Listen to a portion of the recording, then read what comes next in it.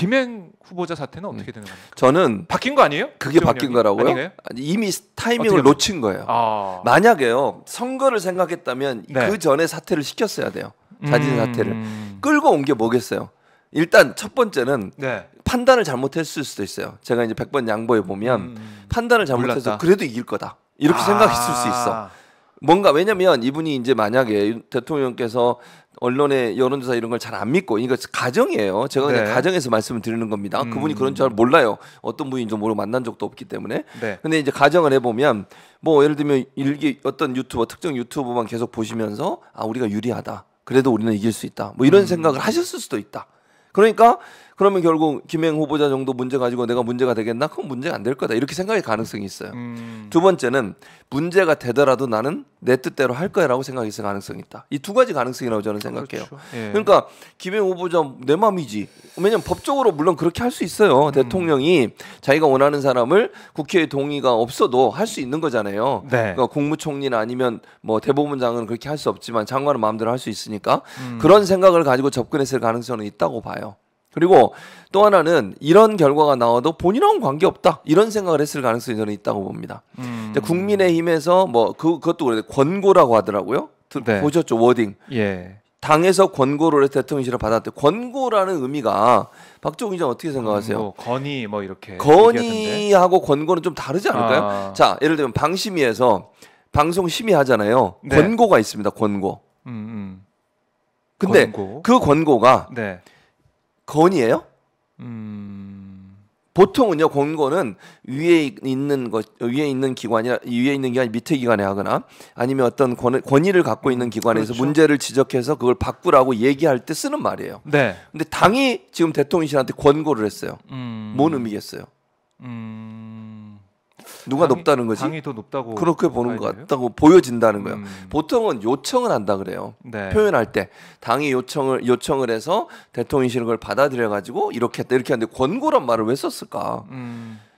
그게 잘못 썼다면 그 쓴 단어도 문제라고 보여주고 아니면 정말 마음을 담아서 권고란 말을 썼는지 모르겠어요. 네. 강하게 뭔가를 요청할 때 권고고 요청이라는 표현보다 아무튼 보통 이제 법률 용어로서 권고라고 하는 것은 어떤 결정을 해서 그 결정이 밑에 있는 또는 다른 조직에게 영향을 미칠 때 쓰는 말이거든요. 네. 이거는 반대하거나 뭐 그걸 받아들이지 않을 수 있는 상황이 아닐 때 권고라는 말을 일반적으로 쓰는 거예요. 근데 그런 표현을 썼다는 것도 좀 우리가 눈여겨볼 부분이 아닌가 하는 생각이 듭니다. 그래요. 김 후보자가 이제 사퇴를 하면서 입장문 냈지 않습니까? 네. 근데 저는 눈에 띄는 부분이 뭐였냐면 네. 국민들께 죄송하다 이 말이 끝에서 두 번째 문장이 나와요. 처음에는 어떤 얘기를 쓰냐면 국민의힘 당원입니다. 그치. 당원으로서 선당후사의 자세로 후보자직을 자진 사퇴하기로 했습니다. 윤석열 정부와 국민의힘을 위해 제가 선택할 수 있는 방법은 이길 뿐이라 결론에 이르렀습니다. 인사권자인 윤석열 대통령님께 누가 되어 죄송합니다. 그러니까 국민한테 죄송하다는 말보다 인사권자 윤 대통령한테 죄송하다 이 말이 먼저 나서 저는 이걸 보고 이게 말이 되나? 말이 안 되죠. 그러니까 제가 볼 때는요. 예. 김행 후보자는 국민을 안중에도 없는 거야. 그러니까 무슨 말이냐면 대통령이 임명권을 갖고 있으니까 임명권자에게만 사과하면 된다고 생각하는 거예요. 더 이상한 건 왜 국민의힘에 사과하는지 모르겠어요. 당원이란 걸 계속 이제 강조하더라고요. 그러니까 아니 이게 국무위원을 임명하는 건 대통령의 고유 권한이고요. 국민의힘과는 아무 관계가 없어요. 그렇잖아요. 아니 국민의힘이 임명했습니까? 네. 그건 아니잖아요. 그렇죠, 아니죠. 근데 대통령이 이제 임명한 그렇죠. 대통령이 임명한 거니까 뭐 대통령한테 누를 끼쳤다 이 말을 할 수 있다고는 봐. 그렇다 네. 하더라도 가장 크게 상처받고 가장 크게 화가 난 사람들은 국민들이에요. 저런 사람이 나와가지고 저 정도의 수준의 어떤 사람이 나와서 인사청문회를 벗고 인사청문회 과정에서 보여준 여러 가지 실망스러운 모습이 가장 많은 상처를 받은 사람이 누구예요? 국민이지. 네. 대통령이 상처를 받았겠어요? 저는 아니라고 보거든요. 그러면 국민 앞에 사과를 해야지. 그리고 저는요 지금 박정희 기자가 읽었던 것 외에 또 뭐라고 돼 있냐면 네. 한 점 부끄러움이 없대 본인은. 그런 내용이 있습니다. 그 자기는 정당하다는 거야. 지금 이렇게 여러 가지 의혹들이 나오고 있고 본인 주식 관련해서나 또 뭐 딸 관련한 얘기가 또 나왔어요. 최근에 또 새로 네. 보셨죠 그것도. 네. 그런 얘기 나왔는데 거기서 자기는 당당하다는 거예요. 국민들은 어떻게 보냐면 본인은 당당할지 모르지만 수사 대상이라고 보고 있어요. 네. 그렇게 보고 있잖아요 국민들은. 그렇죠. 근데 그거에 대해서 이렇게 얘기하는 것이 이게 사과인지 모르겠어요. 그러니까 저는 김행 후보자가 본인의 의지로 사퇴했다고 보지 않아요. 물론 자진 사퇴 형식이었지만 네. 저는 대통령실에 뭐 얘기는 아니면 뭐가 있었을 거라고 저는 보거든요. 그렇지 않았다면 이렇게 사퇴할 가능성이 낮다고 보여지고 네. 그 국민의힘한테 사과하는 것도 이해가 안 되고요. 국민의힘과 본인이 어떤 연관성이 있는지에 대해서 또는 뭐 이렇게도 생각할 수 있을 것 같아요. 저는 차후를 보기 위해서 그렇게 했을 수도 있다는 생각도 들어. 총선을 일단, 그렇죠. 앞둔 모습이다. 그럼 뭐 예를 들면 당한테 어쨌든 잘 보여야 되는 상황이잖아요. 제가 그냥 해석하는 거예요. 그래요? 그분이 어떤 의미인지 모르겠지만. 그리고 대통령한테 누가 그런 거 아니고 국민한테 먼저 사과하는 게 먼저일 텐데 그런 부분들에 국민에게 큰 실망감을 준 거에 대해서 먼저 사과하고 그리고 대통령한테도 미안한 마음이 있을 수 있지. 그리고 저는 이게 그냥 단순히 김행 후보자 혼자의 문제냐. 인사검증을 했던 한동훈 장관은 어떻게 할 건데요 대체. 인사검증 관리단 만들어가지고 그거 억지로 그때도 얼마나 논란이 많았습니까. 네. 왜 법무부가 관련 기관도 아니고 인사검증에 대한 어떤 업무의 분장도 없어요. 법무부의 업무 자체. 그런데도 그거 가져갔잖아요. 네. 자기들이 하겠다고 해서. 민정수석실 없애지고 그래가지고 이번 국정감사에서 물어봤잖아. 네. 아니 왜 그렇게 제대로 못하냐 그랬더니 한 말이 뭔지 아세요? 우리는 그냥 자료만 취합해서 넘겨주는 역할만 한대. 기계적으로 이제 그거 왜 있는 거야 거기에? 그게 있을 필요가 있어요? 아니 인사검증을 만약에 한동훈 장관 말처럼 자기들은 자료만 수집해서 넘겨준다 하면 그 중간 단계가 왜 필요하냐고. 자료 수집하는 게 그냥 주면 되지. 아니 말이 돼요? 네. 아니 한 단계가 그냥 필요 없이 있는 거잖아요. 검증도 안 하고 그게 사실인지 아닌지 확인도 안 하고 그냥 받아서 넘겨주는 기관이라면 그 기관을 거칠 이유가 없잖아. 그렇죠. 근데 사실 이게 맨 처음 생길 때부터 네. 문제가 됐잖아요. 문제가 됐죠. 논란이 되고 이렇게 하면 안 된다라고 얘기를 했는데 그때 한동훈 장관이 지난해 7월 법사위에서 어떤 얘기 했냐면 제가 좀 읽어드릴게요. 네. 이 인사 검증은 짐과 책무에 가깝지 권한이나 권력이 된다는 건 이해하기 어렵다. 임명이 잘못됐을 때 제가 이 사람이 잘못한 겁니다. 이렇게 말할 수 있는 것도 아니고 저는 오롯이 그냥 욕을 먹어야 하는 상황이다. 더 심할 경우에는 국민적인 지탄이 커지면 제가 다른 종류의 책임을 져야 할 상황도 생길 것이다. 그래서 인사 검증에 대한 책임까지 언급했습니다. 아, 책임질 테니까 이거 괜찮다. 우리가 책임질게. 이렇게 얘기를 했는데 그랬죠. 지금 와서는 기계적으로 이거를 뭐 정리해서 넘긴다. 인사검증 자료들을 절차에 따라서 수집하는 역할만 기계적으로 한다. 왜 필요하냐고. 그 다음에 수집한 자료를 대통령실 공직기관 비서관실에 넘기는 역할까지만 한다. 왜 있냐고 그러면. 아니 그러니까 지금 박정훈 기자 상식적으로 생각을 해보세요. 네. 그런 기관이 필요할까요 그러면? 아니 공직기관 비서관실에서 그냥 받으면 되잖아 자료. 그렇죠. 달라고 해서 받으면 되잖아요. 후보자한테 받든지. 아니 굳이 한 군데를 거쳐서 올 이유가 뭔데요 대체? 아니 그러면 그런 의심이 들어. 만약에 한동훈 장관 말이 맞다면 네. 괜히 들여다보고 주는 거잖아. 아하. 그런 거 아니에요? 그렇네요. 법관들 같은 경우에 고위 법관들도 인사검증하죠. 네. 그럼 사법부에 대해서 자기가 그 뭐 검증도 안 할 거고 그게 맞는지 안 맞는지 보는 게 아니잖아. 그냥 자료 취합해서 넘길 때 쓱 네. 보고 뭐가 있나 없나 보고 그거 나중에 써먹으려고 그러는 거 아니에요? 그러면 그런 의심이 들잖아요. 그러면 뭐 검증하는 일이라면 그걸 들여다봐야 되겠지만 그것도 아닌데 받아서 넘겨주는 사람이라면 받아서 넘겨주는 사람이 어떤 자료는 다 볼 거 아니에요. 네. 그 의심이 드는 거 아닙니까? 자, 그게 좀 희한하고, 그러니까 이 책임론을 좀 넘기기 위해서 뭐 기계적으로 뭐 이렇게 넘긴다, 작업한다 이렇게 얘기한 게 아닐까 싶기도 하고, 네. 이거는 한동훈 장관에 대한 책임론은 계속 불거질 것 같아요. 당연하죠. 쉽게 사그라들지 않을 것 같아요. 아니 그리고 이것 때문에 FBI 출장 갔다 오셨잖아요. 기억나시죠? 네. FBI 출장 가서 뭐 했습니까? 이거 배우고 오게 선진 사회의 인사검증 시스템 배우고 오게. 그게 근데 받아서 넘겨주는 거 배우고 왔어요? 잘 그거 하려고. 아니 잘 이거 패스 이렇게. 이거 보세요, 박 기자. 그러면 안 되겠죠. 그거 하려고 네. 그 많은 출장비 들여서 간자고요. 몰타는 또 왜 갔어? 몰타 얘기 또 안 할 수가 없네.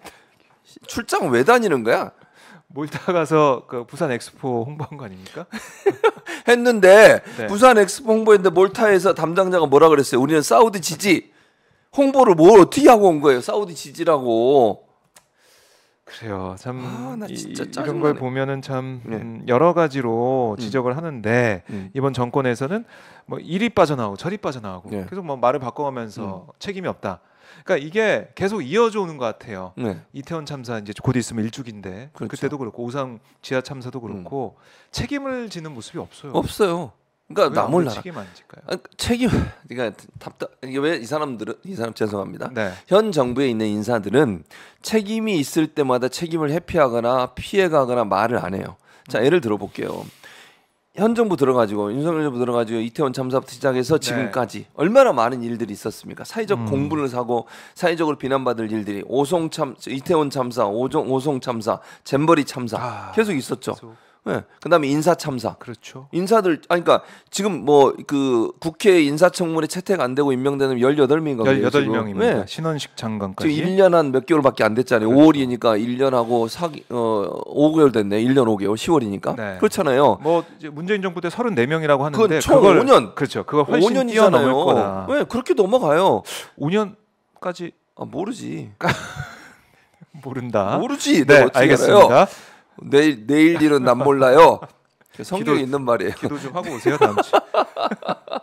그래요. 어쨌든 많아요. 근데 그때마다 네. 한 번이라도 책임진 적이 있어요. 아니, 그러니까 이태원 참사만 예를 들어볼게요. 처벌받은 사람이 누굽니까? 밑에 있는 경찰들이에요. 소방관들이에요. 이게 말이 됩니까? 행안부 장관은 그거에 책임진 적 없죠. 네. 그리고 용산구청장도 나왔어요. 또 감옥에 갔다가 나왔어요. 또 지금도 물론 재판을 받고 있죠. 지금 아마 보석이 됐죠. 보석이 됐죠. 그리고 밑에 있는 사람들만 처벌받아요. 위에 있는 사람 한 명도 처벌 안 받았어요. 고위급에 있는 사람들은. 네. 오송 참사도 마찬가지예요. 도지사가 책임을 졌습니까? 시장이 책임을 졌습니까? 밑에 있는 직원들만 책임을 져요. 아니 이게 국민들이 볼 때 얼마나 화가 나겠어요. 아니 군대도 마찬가지야. 박정희 기자도 군대 가봤잖아. 병사가 한 명이 사고 나면 누가 옷을 벗어야 돼? 사단장이 옷을 벗는 거예요. 아니면 직위 해제가 되든지 그런 거 아닙니까? 네. 연대 책임은 어떤 도덕적 책임, 정무적 책임을 지는 거예요.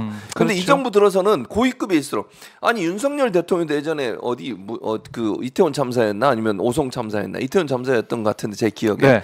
막 경찰을 질책을 했잖아. 기억 안 나세요? 아 그렇죠. 이태원 참사 때. 네. 아니 그러면 장관이 있으니까 장관을 국무회의 때 질책을 해야 되는 거 아니에요? 뭐 하고 있었냐고, 왜 제대로 대책 못 세웠냐고. 그게 대통령이 그 경찰에 대해서 그렇게 공격하고 질책해야 될 상황입니까? 저는 그건 아니라고 봐요. 그렇게요. 국무회의 때 경찰을 관장하고 있는 행안부 장관에 대해서 문제를 지적해야죠. 네. 행안부 장관 뭐 했냐고 그때 왜 제대로 통제 못 했냐고. 그렇게 하는 거예요 원래. 근데 이 정부는요 뭐 사건 터지면 밑에 있는 사람들 현장에 있었던 현장에 있던 사람들은 지시받아서 움직이는 사람들이에요. 그 사람들이 주도적으로 하는 게 아니고. 네. 그렇잖아요. 경찰 기동대도 출동을 위에서 지시를 내려줘야 되잖아. 그때 뭐 논란도 많았지만 당시에 무슨 뭐 대통령실인가 어디 네, 뭐 네, 경호한다고 인력이 거기 많이 가 있었다가 촛불집회가 있고 행진이 있었기 때문에. 네. 거기에 투입되다 보니까 못 왔다잖아요. 네. 근데 그 사람들한테 책임을 물으면 돼요, 그게? 용산경찰서장 처벌하고 이런 식으로 가면서 위에 있는 행안부 장관이나 주요 직책자들, 고위공직자들은 아무도 책임을 안 져요. 이러면 밑에 있는 사람들 입장에서 시키는 것만 해요. 근데 시키는 것만 해도 본인이 처벌받아. 이런 상황이 되면 기강이 쓰겠습니까? 이게 뭐 하는 행동이에요, 진짜. 그러니까 1년 6개월 지나오면서 책임진 사람이 없다. 이것도 아마 이제 강서구청장 선거 과정에서 평가가 있었을 것 같은데 이게 내년 총선까지 갈 수 있다. 이런 말씀이시고. 자, 시롱님께서 진봉 교수님 바쁘세요라고 여기저기 지금 오늘 바쁜 일정을 소화하고 계신데 자, 오늘은 또 슈퍼챗이 안 들어오고 있어요. 얘기를 안 해서 그래. 얘기를 시작할 때 하세요. 왜 중간에 해 자꾸. 자, 다음 주에 최진봉 교수님 커피 사드릴 수 있게 여러분들 슈퍼챗 기다리고 있겠습니다. 오늘로 커피가 끊길지 이따 방송까지 한번 보도록 하고요. 자, 이렇게 정리를 좀 해보고 한동훈 장관도 책임 요소 안 보이고 있고 이게 이번 정권의 공통적으로 나타나고 있는 상황이다. 이렇게 얘기를 해보고